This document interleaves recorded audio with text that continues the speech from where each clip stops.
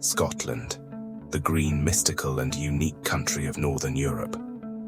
The homeland of whiskey, kilted men, Harry Potter, and the unforgettable William Wallace in our memories. With a population of only 5.3 million, 1 out of every 7 Scots is a redhead. It's thought to be due to the lack of sunlight, and every year in the city of Edinburgh there is a Redhead March. Did you know that many famous names we know are actually Scottish? For example, Alexander Graham Bell, who invented the telephone, was Scottish. Alexander Fleming, who discovered penicillin, was Scottish. Sherlock Holmes, the inspiration for detective novels, is a product of the brilliant mind and imagination of the Scottish author Arthur Conan Doyle. Philosopher David Hume and the founder of liberal economic theory, Adam Smith, were Scottish. A large part of the Harry Potter series was written in a cafe in Edinburgh, the capital of Scotland. Scotland is located in the north of the British Isles.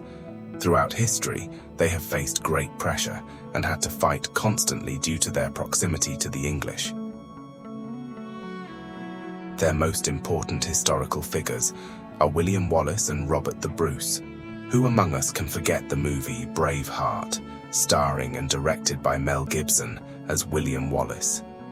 According to the true story, William's father, brother, and newlywed wife were killed by the English. At the same time, 2 English soldiers challenged William at a fish market, resulting in the deaths of both soldiers. All these events led him to start a rebellion, and he succeeded in defeating the English multiple times. However, in the end, he was captured and tried. He was hanged while his feet were tied to the back of a horse. But just as he was about to die, he was let down. He was motionless and exhausted. His intestines were pulled out and torn apart while he was still alive. Despite all these tortures, he did not plead for mercy from the king, and his head was separated from his body. His body was divided and displayed in various parts of England. He is believed to have been around 33 or 35 years old at the time of his death, in August 1305. The rebellion he started was ultimately victorious under Robert the Bruce. The lineage of Robert the Bruce ruled a free Scotland for hundreds of years. However, today, Scotland is still not an independent country. It remains one of the 4 countries under the United Kingdom, which is ruled by the English. In the recent independence referendum, 55% voted no, choosing to remain part of the United Kingdom. The traditional Scottish clothing that is especially different for us is called the kilt. It is a single piece of clothing worn around the waist and extends to knee length. Each clan has different patterns that symbolize their heritage. Legend has it that many years ago, hunters used to wear kilts to keep their clothes from getting dirty or muddy while hunting.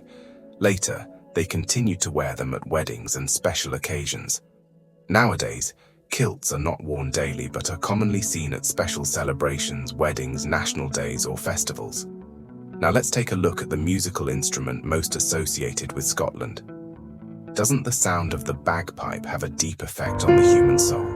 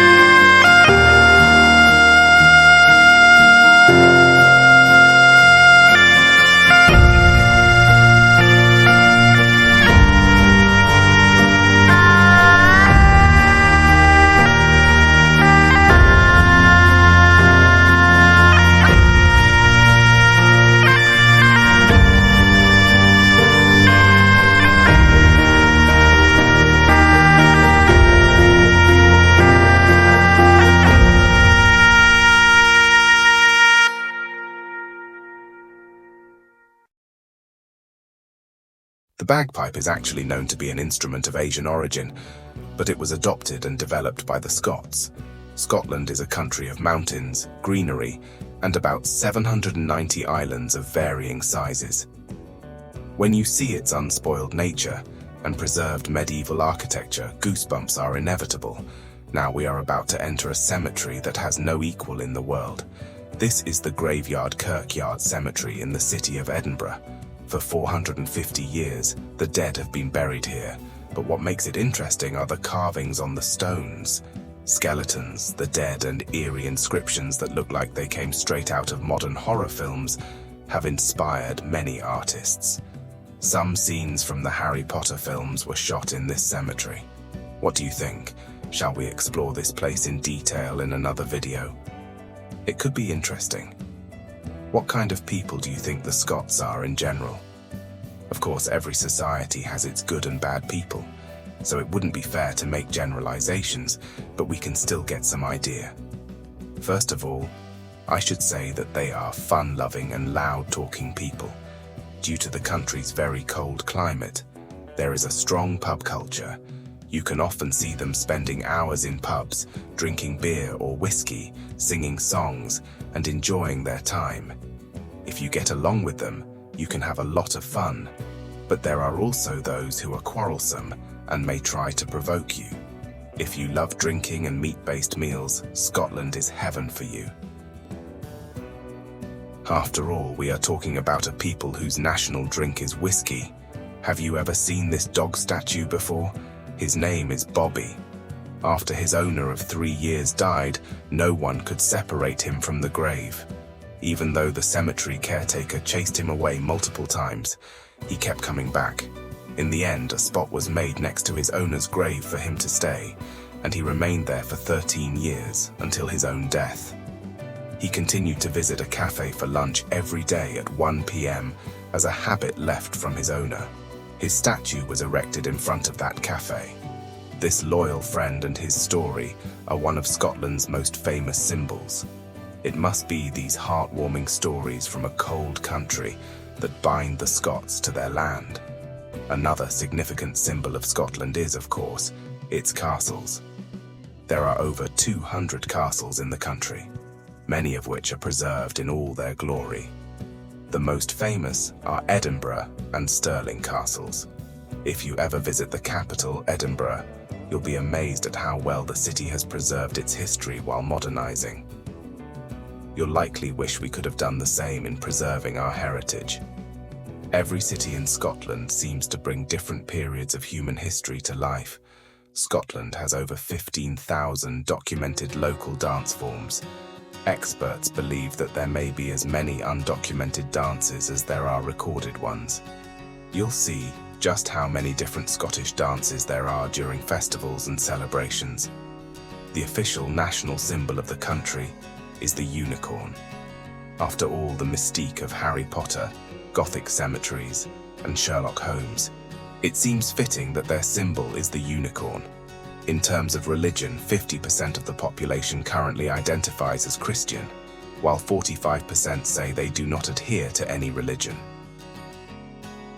These statistics suggest that religion has become a secondary or even tertiary part of Scottish society. The country is also highly regarded for its education system. The University of Edinburgh, in particular, is ranked among the world's top universities. In fact, the first successful cloning of a sheep took place in laboratories at the University of Edinburgh. In short, Scotland is one of the most beautiful countries to live in. If only it weren't so cold. What do you say we end this video with a Scottish joke? After creating Scotland, God was approached by one of his angels. "My lord," the angel said, "Scotland is so beautiful. One sip of its waters, and people crave more. And its whiskey is extraordinary, and the women, they are elegant and lovely, blondes, redheads," the angel said, getting carried away. "And don't forget the brunettes," God reminded the angel. "Yes, my lord, you're right, they're all beautiful, just like everything about Scotland." Then the angel suddenly grew serious. "But that's why," he said, "this Scotland will bring us trouble." God was puzzled. "Why do you say that?" Because your other subjects will be envious. Their eyes will always be on Scotland. That won't happen, said God, calming the angel. That won't happen at all. Why not? The angel asked, curious. Because, God answered, opening his hands wide. I've given Scotland and its people a curse so great that no one will envy them. What's that curse? Asked the angel, eager to know. And God replied, of course, they're downstairs neighbors, the English. You can subscribe to my channel to access more content, and don't forget to like the video. Enjoy.